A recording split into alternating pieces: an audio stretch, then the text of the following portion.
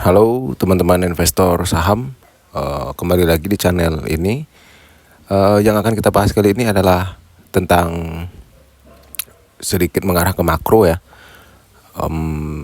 Setelah ini, ya ini disclaimer ya. Mungkin setelah ini saya mungkin akan dihujat oleh beberapa yang tidak setuju. Namun kembali lagi, ini adalah kebebasan berpendapat. Di satu sisi saya ada merasa ini adalah kesepakatan yang bagus, namun di lain sisi saya juga mendapati beberapa hal-hal yang ini terkesan berat sebelah. Ya sekali lagi ini hanyalah pendapat saya ya. Jika teman-teman ada merasa kurang setuju ya kita bisa sharing di kolom komentar. Pertama kita buka dulu dengan pernyataan Donald Trump. Usai mencapai kesepakatan dengan Pak Presiden Bapak Prabowo Subianto. Kita akan coba putar videonya. I spoke to their really great president, very popular, very strong, smart, and we made the deal. We have full access to Indonesia, everything. As you know, Indonesia is very strong on copper, but we have full access to everything. We will pay no tariffs. So they are giving us access into Indonesia, which we never had. That's probably the biggest part of the deal. And the other part is they are going to pay 19%, and we are going to pay nothing. I think it's a good deal for both parties. But we will have full access into Indonesia. And we have a couple of those deals that are going to be announced. Now, Indonesia has some great product, and they also have some very valuable earths and various other materials. One of the things, as you know, they're known for is very high quality copper, which we'll be using. Ya, itulah cuplikan pendek tentang respons Donald Trump dari kesepakatan tarif tersebut. Ya, kita bisa melihat di sana ada sikap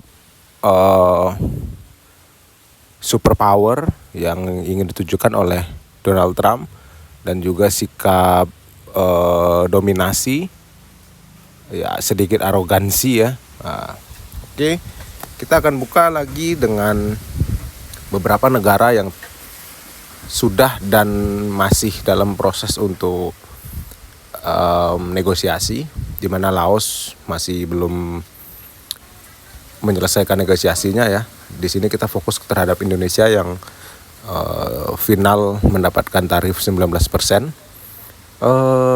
Kita tidak berpikir cetek ya bahwa ini 19 banding 0, bukan sebatas itu, supaya teman-teman yang setuju dengan kesepakatan ini juga tidak mentah-mentah mengejek video ini ya. Jadi kita akan atau saya akan mencoba memahami apa hal-hal yang setidaknya menjadi kerugian bagi kita dan seberapa perbandingannya hal-hal yang menguntungkan bagi kita.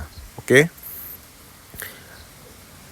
Deal ini bagi saya cukup berat sebelah dan ditambah dengan bonus beban Boeing yang terdapat di 6 poin yang saya tangkap untuk kesepakatan ini.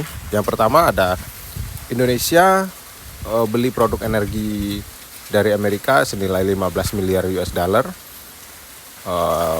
Judulnya untuk memperkuat kemitraan energi dengan Amerika ya.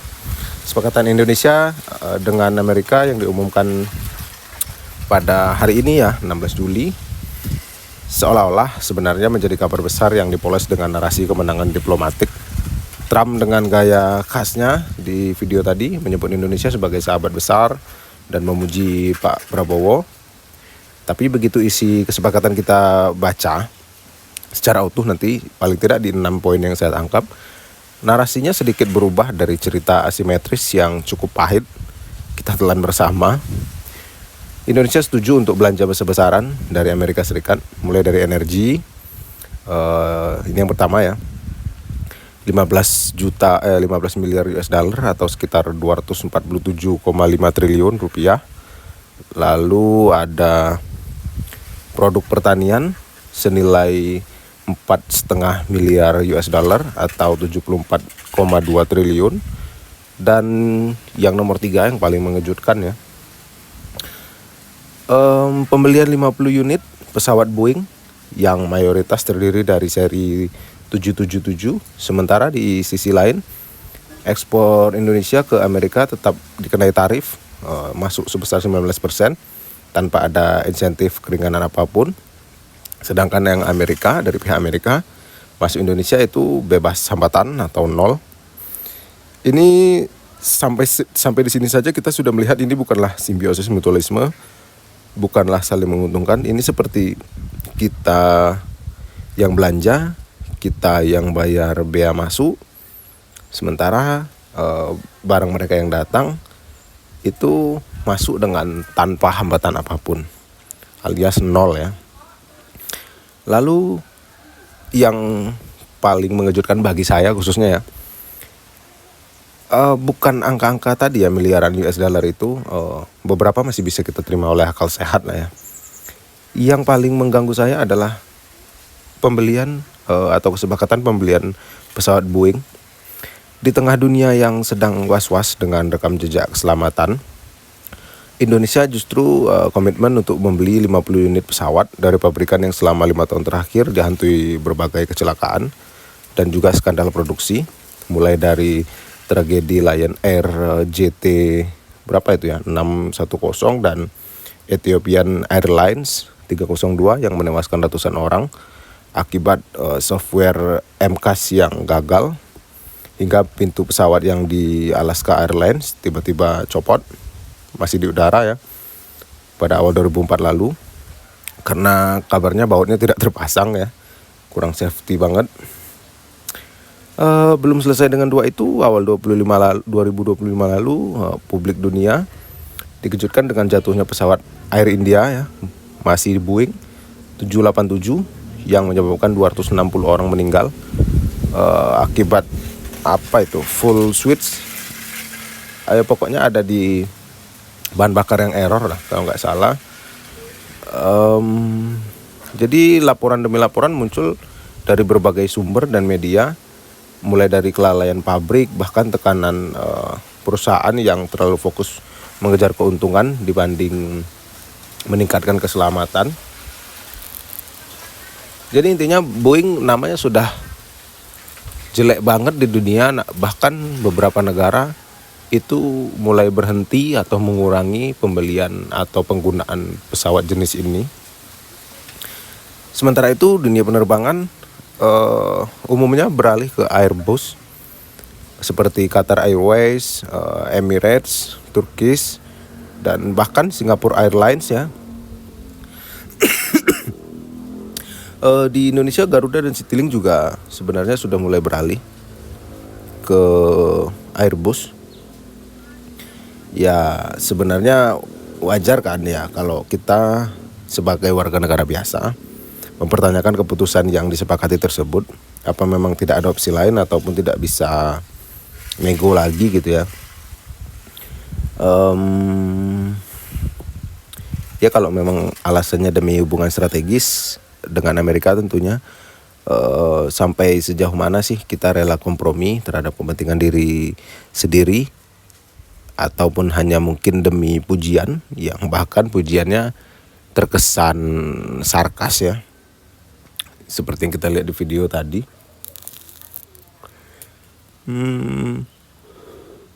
Jadi kalau kita bahas bicara soal prioritas belanja negara ya, maka pembelian pesawat jumbo ini sebenarnya tidak relevan atau tidak nyambung dengan kenyataan di lapangan. Dengan rendahnya daya beli, dengan kelangkaan LPG saja ya di berbagai daerah, dan harganya juga melonjak dan tidak merata, warga aja udah ngeluh gitu ya. Jadi ini sebenarnya kesepakatan orang-orang atas yang mungkin lupa dengan keadaan asli di lapangan sendiri di daerah.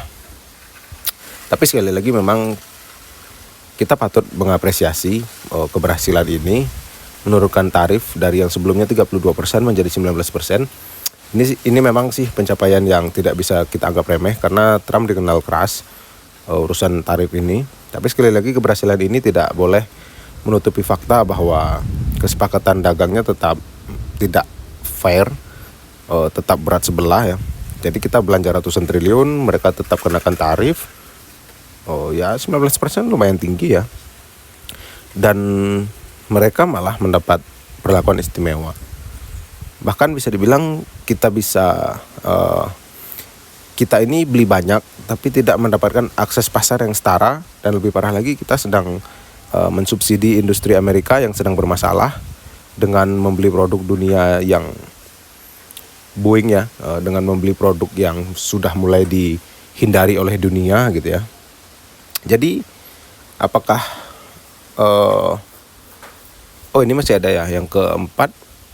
Ya itu sudah saya sebutkan lah tadi ya, akses penuh mulai dari industri peternakan, pertanian dan perikanan.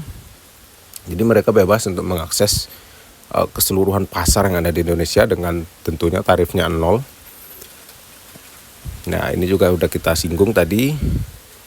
Dan ini yang cerdas dari Trump menurut saya ya. Sebelumnya tarif Amerika bisa disiasati dan sudah ditiru oleh atau sudah diterapkan oleh China di beberapa waktu lalu.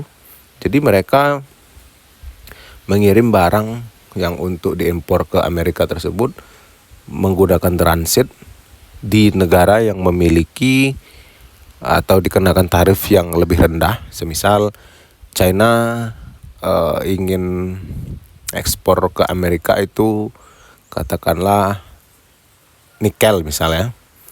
Jadi mereka akan kirim dulu ke Vietnam.